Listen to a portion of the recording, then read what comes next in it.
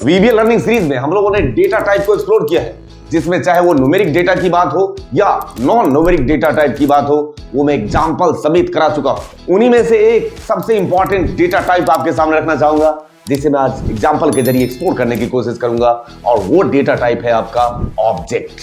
तो आगे के वीडियो में इस ऑब्जेक्ट डेटा टाइप को एग्जांपल के साथ एक्सप्लोर करने की कोशिश। इनिशिएटिव लिया है, क्या हुआ? ब्रह्मांड।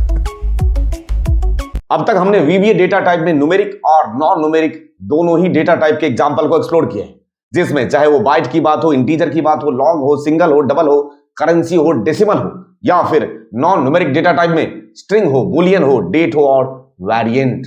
जब आपको टेक्स्ट पास करना है या नंबर पास करना है ये पता ही नहीं, वेरिएंट सही। इन डेटा टाइप को हम लोग जान चुके हैं छोटे छोटे एग्जांपल के जरिए, और अब आप लोगों के सामने ऑब्जेक्ट डेटा टाइप को रखने जा रहा हूं, one of the most important data type में से एक, ऑब्जेक्ट डेटा टाइप। ये मैं वीबीए का मोस्ट इंपॉर्टेंट डेटा टाइप इसे क्यों कहना चाह रहा हूं? क्योंकि वर्कशीट की बात हो, वर्कबुक की बात हो, रेंज की बात हो, सेल की बात हो, इन्हीं पे तो काम होता है, इन्हीं के इर्द गिर्द हमारा एक्सेल घूमता है। तो आगे मैं एक्सप्लेन करने जा रहा हूं यूजिंग ऑब्जेक्ट वेरिएबल, और इनको डिफाइन करने का तरीका अलग अलग है, वर्कबुक के लिए, वर्कशीट के लिए और रेंज के लिए। तो इससे पहले मैं ऑब्जेक्ट वेरिएबल की बात आपसे करूं, अगर मैं वेरिएबल की बात ऑलरेडी कर चुका हूं, दोबारा बताने की कोशिश करूं तो इस ऑब्जेक्ट के माध्यम से मैं ये बताना चाहता हूं कि हमारा जो वेरिएबल है ना, वो ऑब्जेक्ट भी स्टोर करके रख सकता है। जिनमें से कॉमन जो ऑब्जेक्ट है हमारे, वो होते हैं वर्कबुक, वर्कशीट, रेंज, ये सब कॉमन ऑब्जेक्ट के नाम है। और ये रहा उन ऑब्जेक्ट के एग्जांपल आपके सामने।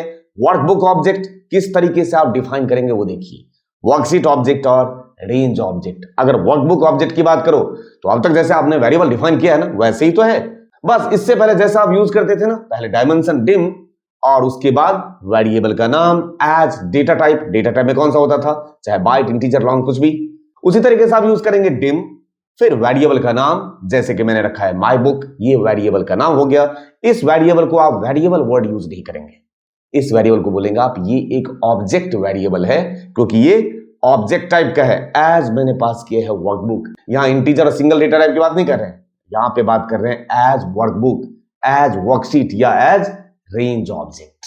इसलिए इस माई बुक, माई सीट या माई रेंज को आप बोलोगे ऑब्जेक्ट वेरिएबल, और वो ऑब्जेक्ट चाहे वर्कबुक होगा, वर्कशीट होगा या होगा रेंज। और ये ऑब्जेक्ट वेरिएबल डिफाइन करते टाइम आपको एक बात और याद रखना है कि जब आप वेरिएबल असाइन कर रहे होंगे ऑब्जेक्ट को, तो उस टाइम आपको सेट ऑपरेटर, जो सेट स्टेटमेंट है, वो आपको यूज करना होगा। You need to use the set statement if you want to assign variables to object. जैसे कि आपको एग्जांपल में दिख रहा है, set new equal to workbooks dot add, इस तरीके से आप सेट स्टेटमेंट पास करेंगे। कब?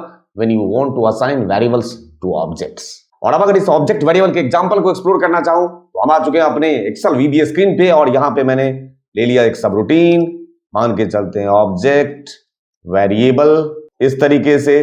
तो इस तरीके से सब रूटीन ले लिया, और अब वेरिएबल डिफाइन करने की बारी आई। तो कैसे डिफाइन करेंगे? डिम, फिर क्या सिखाया गया है, वेरिएबल का नाम, मान के चलते हैं माई बुक, ये हो गया वेरिएबल का नाम, और वो किस टाइप का होने वाला है, वो ऑब्जेक्ट वेरिएबल कहलाएगा जब आप इसको पास करोगे डिम माई बुक एज, यहां पे लिया मैंने वर्कबुक, देख लीजिए। वैसे ही अगर मुझे वर्कशीट की बात करनी हो तो कैसे पास करेंगे, dim my sheet as worksheet, ये रहा। ऐसे होगा डिम माई रेंज एज, देख लीजिए यहां पे पास कर दूंगा मैं रेंज। ये तीनों के तीनों क्या कहलाएंगे, ऑब्जेक्ट वेरिएबल। लेकिन इसको आप ऐसे यूज नहीं कर सकते, आपको सिखाया मैंने कि अगर आपको वेरिएबल को असाइन करना हो ऑब्जेक्ट को, तो सेट कीवर्ड यूज करेंगे।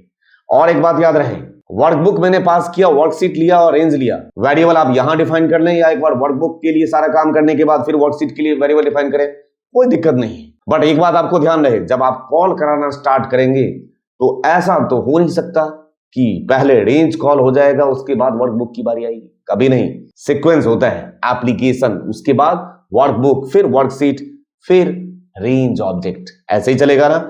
आप याद करिए, ऑब्जेक्ट मॉडल सिखाया था जिसमें सबसे ऊपर एप्लीकेशन, फिर वर्कबुक, वर्कशीट, रेंज, सेल, ऐसे सीक्वेंशियल ऑर्डर में मैंने बताया था। वैसे ही यहां पे हायरार्की उसी तरीके से यूज होगा, यहां भी कोड करते टाइम भी। तो मैं यहां पे अब पहले सेट कीवर्ड यूज कर देता हूं। सेट, ये अभी आपको समझ नहीं आएगा जो मैं अभी बातें बोल रहा था। धीरे धीरे आपको कोडिंग करते करते उस सीक्वेंशियल ऑर्डर का जो मैं बता रहा हूं अभी, वो आपको अंदाजा लग जाएगा मैं क्यों कहता था। अभी सेट कीवर्ड सीखते हैं। सेट, और यहां पे यूज करेंगे my book equal to workbooks dot, ये देखिए ऐड नाम का मेथड पास कर रहा हूं मैं, ये मेथड है। तो वर्क बुक्स डॉट ऐड, यहां पे आपने ऐड करा लिया एक नया वर्कबुक। दैट मींस जब ये इसे आप एग्जीक्यूट करेंगे, एक बार करके देख ही लेते हैं। F8 प्रेस करेंगे तो क्या होगा देखिए, यहां पे माई बुक में तो अभी नथिंग रखा हुआ है, कुछ भी नहीं यहां आएगा, बट आपने इसको क्या बोला है, वर्कबुक्स डॉट ऐड, एक नया वर्कबुक देखिए क्रिएट करता हुआ आपको दिखेगा F8, और ये रहा एक नया वर्कबुक। आपने पास तो किया मेथड वर्कबुक्स डॉट ऐड। इस तरीके से आपने देखा सेट कीवर्ड के जरिए आप वेरिएबल को असाइन करते हैं आप किसी ऑब्जेक्ट को। उसी तरीके से अगर मैं वर्कशीट की बात करूं तो worksheet as a object variable मैं डिफाइन कर ही चुका हूं। यहां पे मुझे सेट करना है, सिर्फ सेट कीवर्ड पास किया, माई सीट इक्वल टू, अब किसकी बात करेंगे, वो जो वर्कशीट होगा वो किसी वर्कबुक के अंदर होगा ना, तो किस वर्कबुक के अंदर होगा, माई बुक, ये रहा मैंने बोला माई बुक, उसी वर्कबुक की बात करूं, डॉट सीट्स, इस तरीके से पास किया जाएगा। देख लीजिए इस तरीके से मैंने सेट कर दिया माई सीट को, और अब मैं इसको बोलना चाहता हूं माई सीट डॉट, यहां पे रेंज की बात करूंगा, my sheet dot range. Suppose A1 cell के वैल्यू की बात करूं मैं, A1 dot value equal to Innogent. अब देखिए तो क्या करेगा ये, इसको एक बार एग्जीक्यूट करके देखना बनता है। F8 प्रेस कर रहा हूं, यहां जा रहा हूं, ओपन किया, my sheet dot range A1 dot value equal to Innogent आया आपके सामने। अब यहां पे आउटपुट तो आ गया, लेकिन आपके जहन में एक सवाल भी आ गया होगा, ये कि माई बुक वर्कबुक के लिए, माई सीट वर्कशीट के लिए, दोनों को सेट कीवर्ड के जरिए मैंने यहां पे यूज किया है, लेकिन मैंने यहां पे dim my range as range लिया, बट यहां पे बिना सेट किए ही यूज कर दिया उसे। एक्चुअल में मैंने इसे यूज ही नहीं किया था अभी तक। इसको मैं अगर हटा भी दूं, इसको क्या प्रॉब्लम है, माई सीट को बोल रहा हूं, इसके रेंज की बात कर रहा हूं मैं तो अभी इसे यूज करने की बात ही नहीं कहा हूं। माई रेंज कहां यूज किया, देखिए तो जरा कहीं भी यूज है। अगर मैं इसको एग्जीक्यूट कर रहा हूं तब भी आउटपुट में कोई प्रॉब्लम नहीं है। अब मैं इसको यूज करके दिखाता हूं आपको। सपोज ये माई रेंज में सबसे बाद में रख देता हूं, तब भी कोई दिक्कत नहीं है। इसे अब मैं यूज करके दिखाता हूं, dim my range as range, तो सेट कीवर्ड यहां पे यूज करके दिखा देता हूं। Set my range equal to, इसे कर देते हैं एक मिनट के लिए क्लोज, इसकी अब हमें जरूरत नहीं है, इसे क्लोज कर दिया गया। और मैंने बोला सेट माई रेंज, एक यहां पे और वर्कशीट क्रिएट कर देता हूं, उसका नाम रख देता हूं टेस्ट। ठीक है, अब यहां पे आइए, यहां पे पास कर दीजिए इक्वल टू वर्कशीट्स, वर्कशीट का नाम क्या है हमारा, टेस्ट डॉट, यहां पे रेंज, टेस्ट डॉट रेंज। और सपोज मैंने ले लिया A1 से लेके रेंज कहां तक का, F1 तक का रेंज, इस तरीके से। और अब मैंने बोला माई रेंज डॉट, उसका क्या, फॉन्ट डॉट क्या कर दो, बोल्ड इक्वल टू ट्रू कर दो। ठीक है, और यहां पे मैं पहले कुछ लिख देता हूं जिससे आपको पता चलेगा वो काम कर भी रहा है नहीं। और अब अगर मैं इसे एग्जीक्यूट कराने की कोशिश करूं तो एक काम करते हैं, पहले इनको कमेंट कर देते हैं, ये मुझे एग्जीक्यूशन में अभी नहीं चाहिए होगा, है ना। और अब F8 प्रेस कर रहा हूं, आपका ध्यान यहां पे, मैंने प्रेस किया F8, यहां गया set my range equal to worksheet, test वाला वर्कशीट है ना, डॉट रेंज A1 से F1, my range dot font dot bold equal to true. इसमें अभी कोई दिक्कत इसे होना नहीं चाहिए। F8 कर दिया बोल्ड, कोई प्रॉब्लम नहीं। ठीक है, तो आपने इस तरीके से मुझे रेंज ऑब्जेक्ट को यूज करते हुए देखा।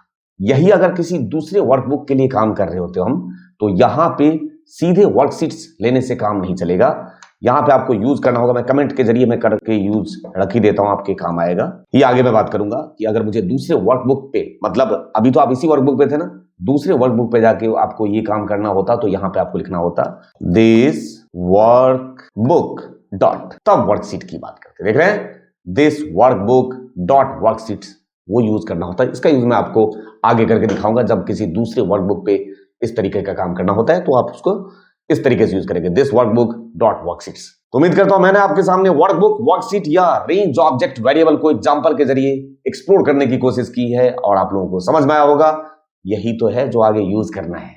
और अब आज के वीडियो का साइनिंग ऑफ लेता हूं मैं यहीं पे इस एंडिंग नोट के साथ। ये जो डेटा एनालिटिक्स, डेटा साइंस या इवन किसी भी डोमेन की पढ़ाई आज आपको आफत लग रही है ना, मैं जानता हूं आफत ही होती है, पढ़ाई किसी को पसंद नहीं आती, ये आफत अगर आप झेलते रह गए कुछ लंबे वक्त तक, तो यही आफत आपकी जिंदगी की सबसे बड़ी ताकत बन जाएगी। इसलिए मेरी गुजारिश है आपसे कि इस आफत को अपनी आदत में कन्वर्ट करिए।